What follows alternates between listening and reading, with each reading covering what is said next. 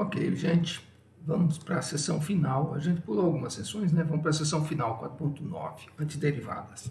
Seção final do capítulo 4, né? Conhecendo a velocidade de uma partícula, pode-se desejar determinar sua posição. Conhecendo-se o fluxo de água numa tubulação, pode-se desejar determinar a quantidade de água que passou pela tubulação num certo período. Conhecendo-se a taxa de crescimento de uma cultura de bactérias, pode-se desejar determinar qual será a população num dado distante. Então vamos lá, a gente tem essa definição para antiderivada. Uma função f grande é chamada antiderivada da função f pequena sobre um intervalo AB, se a f' grande linha, né, se a derivada da f grande é igual a f de x para qualquer x de a até b. Então a gente chama a antiderivada, ou seja, aquela função cuja derivada vai ser a sua f. Por exemplo, se você pegar uma f de x igual a x ao quadrado, então uma antiderivada dela é 1/3 de x ao cubo. Tá? Porque você usa a regra do tombo, né? Você vê que derivando vai dar x quadrado. Outra pode ser 1/3 de x ao cubo mais 1. Derivada constante é zero, né? Outra pode ser 1/3 de x ao cubo menos 4. E assim por diante. Então, a gente não tem só uma antiderivada, a gente tem uma família de antiderivadas. Basta você encontrar uma específica e adicionar qualquer número real. Então a gente pode escrever que a f de x, nesse caso aqui, é 1/3 de x ao cubo mais k, onde k é um número real, qualquer. Então, dada uma função y igual a f pequeno de x, existem infinitas antiderivadas, então. Certo? Bom, as representações geométricas das infinitas antiderivadas de uma função diferem apenas por um deslocamento vertical, então. Então veja, por exemplo, né, se você considerar f de x igual a x ao quadrado, as suas infinitas antiderivadas são funções que têm o crescimento de 1/3 de x ao cubo mais uma constante, como ilustra, né, o livro traz uma figura dessa aqui. Então você tem infinitas funções que têm o mesmo estilo de crescimento, né, e decrescimento. Né? Que se você estudar os coeficientes angulares dessas retas tangentes aos gráficos dessas infinitas expressões aí de y igual a x ao cubo sobre 3 mais k, você vai ver que os coeficientes têm uma dinâmica de ser igual a x ao quadrado. Para cada abscissa x, você tem x ao quadrado como taxa de variação, taxa instantânea de variação, ou o coeficiente angular da reta que tangencia o gráfico da f grande, né? na posição da abscissa x. Então, primeiro exemplo, olha só, se você receber uma função f igual a seno de x, determina a primitiva mais geral de cada uma das funções, é o enunciado, né? Item B é 1 sobre x, o item C, x elevado a n diferente de menos 1, né? Então, veja, para f de x igual a seno de x, você considera f grande de x igual a menos cosseno de x. Essa é uma função tal que a sua derivada vai dar a função original seno de x. Então, a mais geral seria uma g grande de x igual a menos cosseno de x mais k. Item B, se você recebe f de x igual a 1 sobre x, uma função cuja derivada é essa aqui, é ln de módulo de x. Você pode, né, só você olhar na tabela de derivadas, você vai encontrar ln de módulo de x é 1 sobre x. Então, a mais geral seria g de x igual a ln de módulo de x mais k. E se você pegar uma função f de x igual a x a n, né, com n diferente de menos 1, né, para não ser o 1 sobre x do item anterior, você sabe que 1 sobre n mais 1 dividido por x a n mais 1 é tal que, quando você aplicar a regra de derivação, você vai ver, 1 sobre n mais 1, multiplicando n mais 1, vai ter um cancelamento, x elevado a n mais 1 menos 1 que dá n. Então você sabe que a derivada dessa expressão f aí vai ser igual à função original, x elevado a n. Então a mais geral seria essa especial aqui, mais k, onde k é número real. Certo? Como a gente conhece as formas de derivação de algumas funções, nós estamos sempre trabalhando com a nossa tabela de derivadas, podemos mais rapidamente conhecer antiderivadas primitivas de algumas classes de funções, olhando a tabela de derivação. Então, por exemplo, uma função original, constante vezes um f pequeno. Se você conhece uma antiderivada f grande, uma primitiva seria constante vezes a f grande. Se você tem duas funções f mais g e conhece as primitivas, uma primitiva dessa soma é a soma das primitivas. né? Aqui a terceira linha é o contrário da famosa regra do tombo, né? X a n, uma primitiva seria x a n mais 1 dividido por n mais 1.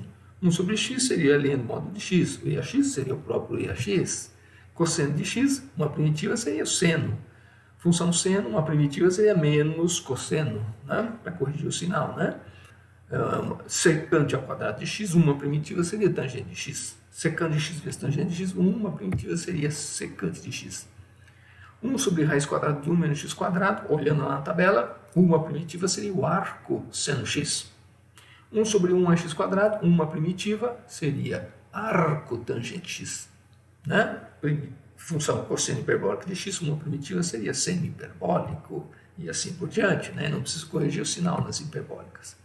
Então você tem, olhando a tabela de derivação, você busca uma primitiva, né? Olhando a tabela da direita para a esquerda.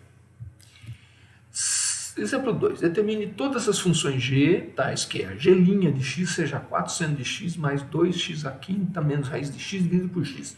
Você pode achar um pouco complicado de início, falando, mas espera aí, ele está me dando uma derivada, mas eu não sei encontrar uma função que tenha essa expressão como função derivada. Sabe, calma, acontece que você está trabalhando com potências de x ali, então vamos separar as frações. Então, 4 seno x mais, veja, agora você vai ter um x na quinta sobre x. Depois um x quadrado sobre x, quer dizer, x a potência meia e um x a potência vezes um x a potência menos 1, né? Então, escrevendo os dois últimos termos aí na forma de potência, você fica com 4 seno x mais 2x a quarta, menos x a menos meio. Bom, agora fica mais fácil. Agora, uma primitiva vai ser cosseno de x, para que a derivada dá no seno, só que eu tenho que colocar menos cosseno de x, né? E aí eu coloco o 4 multiplicando também, né? Porque a derivada da constante vezes função é constante vezes derivada da função. Então, corrigindo o sinal, menos 4 cosseno x. A derivada vai dar 4 seno x. Aqui o 2, então, 2 vezes. Quem seria uma primitiva do x à quarta? X à quinta sobre 5. Né? Então é x a n mais 1 dividido por n mais 1. Menos. Quem seria uma primitiva, então, de x elevado a menos meio? X elevado a menos meio mais 1 sobre menos meio mais 1. Um sinal negativo colocado fora dessa fração aqui. Mais uma constante qualquer de um número real. Ok? Aí, juntando não, né? Escrevendo na forma de potência lá, vai dar meio, vai dar 2. Então, menos 4 cosseno x, mais 2 quintos de x à quinta, menos 2 raiz de x mais c. Né?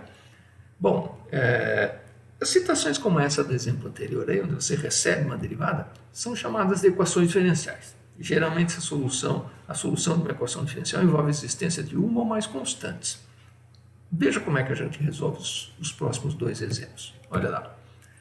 Determina a solução de, veja, f' de x igual a x mais 20 que multiplica 1 mais x quadrado a menos 1. Olha, eu sei uma antiprimitiva do EAX. Eu conheço uma antiprimitiva de 1 mais x quadrado elevado a menos 1. Escreva na forma de fração e olha na tabela de derivadas. Sabe, né? Arco tangente x. E aí vem assim, ó. Determina a solução de f' igual a essa expressão, sendo que, ou com f de 0 igual a menos 2. Então, vem você está recebendo uma derivada, vem uma condição de contorno para você, uma condição de apoio. F de 0 valendo menos 2. Então, vamos lá. Uma antiderivada, né, é EAX mais 20 arco tangente x, mais c. Agora, e a condição inicial? Então, vamos calcular o nosso f de 0 e exigir que ele seja menos 2. Então, veja, calculando o nosso f de 0 e exigindo que ele seja menos 2. Menos 2 tem que ser o nosso f de 0. Então, ele é o EA0 mais 20 arco tangente 0. Qual é o arco cuja tangente é 0? É o próprio 0. E elevado a 0 é 1. Então, a nossa constante c da resposta tem que ser menos 3. Então, a solução do enunciado do exemplo 3 é EAX mais 20 arco tangente x menos 3. Voltando aqui à tela. Ó. Então, quando você recebe um enunciado como esse, você não vai ter infinitas primitivas. Quando lhe é fornecido uma situação como essa, o f de 0 menos 2, você vai ter uma primitiva só. Você vai determinar quem vai ser aquela constante. Aqui, determinei, a constante é menos 3. Esse exemplo também, veja. Aqui eu vou receber a segunda derivada. E eu vou receber duas condições iniciais. Então eu vou determinar uma primitiva, cuja segunda derivada seja o que me é fornecido. Eu vou determinar duas constantes. Vocês vão ver como é que a gente vai fazer. Eu recebi a segunda derivada, certo? Muito bem. Então qual é a primeira derivada? 12, x ao cubo dividido por 3, está cancelado ali, mais 6 vezes x quadrado sobre 2, cancelado ali, menos 4x mais c. Ótimo. Então quem será o f? X à quarta sobre 4 vezes o 4, está cancelado. 3. X ao cubo sobre 3, cancela o 3, fica x ao cubo. Menos 4 vezes x quadrado sobre 2, cancelamento, fica menos 2x quadrado. Mais cx mais d. Certo? Agora vejam, eu tenho duas condições iniciais. O f de 0 vale 4 e o f de 1 vale 1. Então eu vou forçar o meu f de 0 a valer 4. Aqui. 0 à quarta mais 0 ao cubo menos 2 vezes 0 mais c vezes 0, isso é d. Então, como isso tem que ser 4, o meu d é 4. Então até agora, né, eu já sei que o d é 4. E agora eu vou usar o f de 1 exigir que o f de 1 valha 1. Então eu vou lá, 1 à quarta, 1 ao cubo, menos 2 vezes 1 ao quadrado, mais c vezes 1, mais o d que eu já sei que é 4, estou colocando ali, exigindo ser 1. Então eu resolvo isso aí e descubro que o c é menos 3. Portanto, a solução f de x, desse enunciado do exemplo 4, está vendo? Eu descobri, a cada integração aparece uma constante, um número real. Aqui eu precisei fazer duas integrações, então apareceram dois números reais, mas eu recebi duas informações, duas condições iniciais. E com essas duas condições iniciais eu descobri o valor das duas constantes, menos 3 e 4. Portanto, a minha solução, a minha resposta é uma função só, uma primitiva só, cuja segunda derivada. Então, vou voltar. Esta última função aqui, x à quarta mais x ao cubo, menos 2x quadrado, menos 3x mais 4, é a única função cuja segunda derivada é essa fornecida no enunciado, e tem f de 0 valendo 4 e f de 1 valendo 1. Certo? Exemplo 5. Considere f de x dada pela seguinte representação gráfica, em azulzinho aqui. Exposta a representação gráfica da antiderivada de f, tal que f de 0 vale a 2. Então eu vou observar isso aqui, me é fornecido um f pequeno, um gráfico de uma função f pequena, eu tenho que esboçar um gráfico de uma função cujo gráfico da derivada seja esse aqui. Então eu começo com, veja, abscissa x para a direita, começo com valores, coeficientes angulares negativos, depois ao passar por coeficientes angulares das retas tangentes, né? Estou falando, né? Coeficientes angulares das retas tangentes na abscissas x, f de x, f maiúsculo de x, negativos. Depois, ao passar por x igual a 1, coeficiente angular da reta tangente ao gráfico da f maiúscula tem que ser 0. Aí eu cresço o coeficiente angular, atinjo um máximo de coeficiente angular quando a abscissa for 2. Aí esse coeficiente angular vai diminuindo, volta a ter um coeficiente angular de uma reta tangente igual a 0 quando o x for 3. Coeficientes angulares continuam diminuindo, ficam negativos, atingem um valor máximo negativo, depois sobem lentamente, continuando a ser negativo esse coeficiente angular e se aproximam do 0. Então veja, aqui eu copiei, olha, uma solução aqui, o f do 0 tem que ser 2. Então saí da altitude 2. Saí com coeficientes angulares negativos, coeficientes angulares negativos. Então saí com coeficientes angulares negativos. Vou aumentando o coeficiente angular e atinjo um ponto de mínimo, porque ali eu estou vendo que x igual a uma raiz. Então, atinjo um ponto de mínimo. Aí o coeficiente angular fica positivo, positivo, atinge um máximo na abscissa 2, ó, um coeficiente angular máximo na abscissa 2, aí ele diminui, atinge um ponto de máximo, uma segunda raiz quando x for 3, ali é quando x for 3, um ponto de máximo, porque a derivada passa de positiva para negativa, né? Coeficientes angulares negativos, cada vez menores em módulo, negativos, cada vez menores em módulo. Olha lá, tem uma outra bolinha ali, ó. Na abscissa 4, coeficientes angulares atingem um máximo negativo, né? Depois as retas tangentes aí, nessas abscissas, nesses gráficos cujos pontos são xf grande de x, os coeficientes angulares começam a subir, mas não ficam positivos. Olha, começam a subir, mas não ficam positivos, ficam negativos. Certo? Esse daqui, então, é um raciocínio. Tinha exercício das sessões anteriores aí, que você recebia gráficos assim, vermelhos, para você desenhar o gráfico da derivada. Então, agora, lá na lista de exercícios, vai ter, você recebe o gráfico da derivada para você esboçar o gráfico da f, para você esboçar o gráfico da primitiva. Sexto exemplo. É cinemática agora, né? Isso aqui se resolve lá no livro de física, né? Uma partícula está em movimento retilíneo e tem aceleração dada pela equação A de t igual a 6t mais 4. Velocidade inicial é de menos 6 cm por segundo. Sua posição inicial é de 9 cm, o S em 0. Determine sua função posição S de t. Bom, recebi aceleração, né? Recebi aceleração. Então, a primitiva da aceleração é a velocidade, ó. 6t² sobre 2, 3t², 4t, mais constante. Eu recebi que o v de 0 é menos 6. Então, eu vou exigir. Menos 6 é o meu v de 0. Então, é 3 vezes 0 ao quadrado, mais 4 vezes 0, né? Mais c. Então, eu descubro que o c é menos 6. Então, eu tenho a expressão da velocidade determinada já. Agora, eu vou para a posição, vou para a equação do espaço. Então, acho uma primitiva disso aqui. 3t ao cubo sobre 3, cancelei. 4t² sobre 2, cancelei, ficou 2t², menos 6t mais uma constante d. Tem uma primitiva geral ainda, né? Só que eu tenho uma condição. O autor falou no enunciado que a posição inicial, o S de 0 é 9. Então eu vou exigir, vou forçar o meu S em 0 ser 9. 0 ao cubo, mais 2 vezes 0, mais 6 vezes 0, mais d. D é igual a 9. Então eu tenho a equação que modela a posição da partícula em função do tempo. Que eu recebi uma aceleração, né? Voltar no enunciado aqui. Eu recebi uma aceleração, recebi uma segunda derivada da função que me é pedida e recebi dois valores iniciais.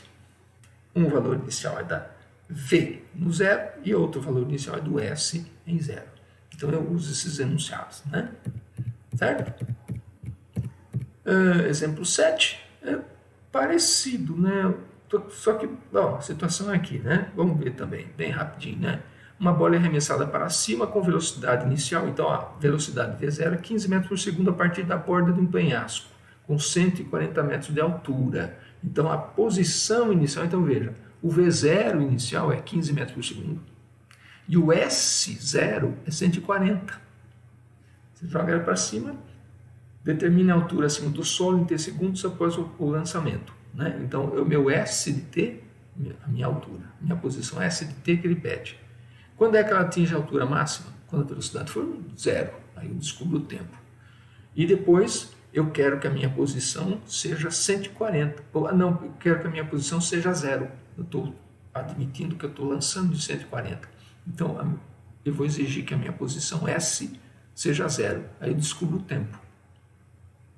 Então, vamos lá. Aceleração menos 9,8, você podia adotar também menos 10 metros por segundo ao quadrado. Então, se o A é menos 9,8, o V é menos AT mais C. Né? Então, é menos 9,8T mais C. Eu estou usando referencial para cima, né? E aceleração para baixo, negativa. Bom, a minha velocidade eu vou exigir que no instante zero seja 15. Então, o C é 15. Então, a expressão da minha velocidade é essa aqui. Se a expressão da velocidade é essa aqui, primitiva, posição do espaço. posição do espaço menos 4,6t² mais 15t mais uma constante. Ok? Só que eu tenho condição inicial. A posição no instante zero era 140. Então eu forço 140 a ser igual ao S do zero. Eu descubro o valor do D, que é 140. Então eu tenho a expressão da velocidade em função do tempo, a expressão da posição em função do tempo. Quando é que eu atinjo, eu não, né? A partícula, a bola atinge a altura máxima? Quando a velocidade for igual a zero. Então, igualando a zero, você obtém aproximadamente o tempo de 1,53 segundos. 15 dividido por 9,8. E quando é que atinge o solo? Quando é que ela bate lá embaixo do penhasco? Quando a posição for zero. Quando a posição for zero, você tem aqui 15 mais ou menos raiz de 2.969 dividido por 9,8. Eu vou pegar só uma raiz, né? Só a raiz positiva, né? Porque eu lancei ela de 140 metros. Então ela vai bater no solo. Eu não me interesso pelo tempo negativo antes do lançamento, né? Me interessa só na raiz, que é o tempo positivo. Então eu pego só a raiz positiva ali. Certo? Aí, ó. Pego só a raiz positiva, né? A raiz negativa seria algébrica, é uma raiz algébrica, mas não no modelo físico, né? Do lançamento. Então, aqui esses são exercícios de derivação, só que assim, desfaça a derivada. Você vai receber a derivada e vai usar o cálculo da primitiva. E em alguns deles você recebe algumas condições iniciais para você não escrever a primitiva com constantes. Certo? Então, estou sugerindo, é rapidinho, essa lista aqui também, você pega essa listinha aqui, tem quantos? 3, 6, 9, 12 exercícios, você faz em 30 minutos. Certo? Ok, então vamos para frente.